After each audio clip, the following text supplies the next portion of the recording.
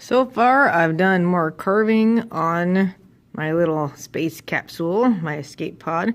So I have some decorations on all sides, but it needs a little more. It needs some things that stick out. So we can take your extras that you have here and use them to make parts. You can use it to make wires, you can use it to make lights, you can use it to make some kind of an exhaust on the back of your contraption.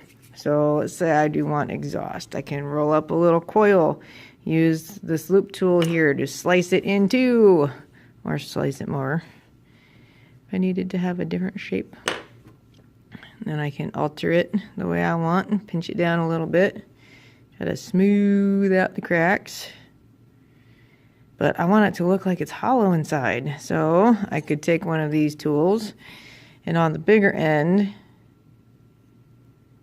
take it and spin it around in a circle. And that can make it look like it's hollow inside. It's one way to do things. Another thing you could do if you wanted a hollow object is take your clay and, yes, we're smashing. Carefully smash the clay and cut it into a nice shape. And I could just roll it up and smooth it together. So whatever works best for you, but this is great for carving, for slicing, for adding any decorations you want. So you make parts, and when we attach them, we have to do what's called slip and score. So you get a toothbrush. Remember, it's an art room toothbrush. Don't stick it in your mouth. And this bowl is full of slip. It's just really, really wet clay. It works like glue.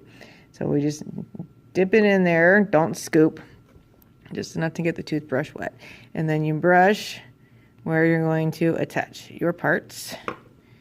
And then press them on very firmly and wipe off the extra. Slipping and scoring is necessary if you're adding parts.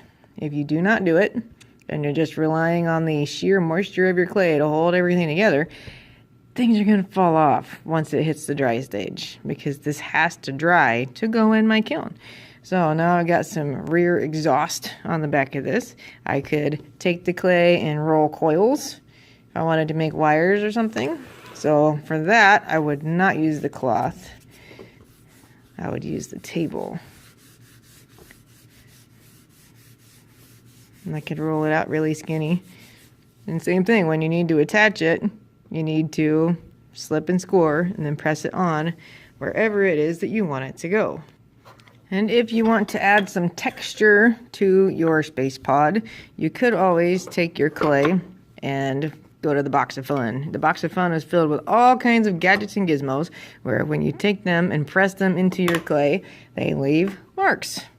Like this one, if I roll it, it leaves tread. If I press it in from a different direction, it looks like scales. Or this cheese grater, it leaves lots of little dots all over. So you can add texture with the tools to your project.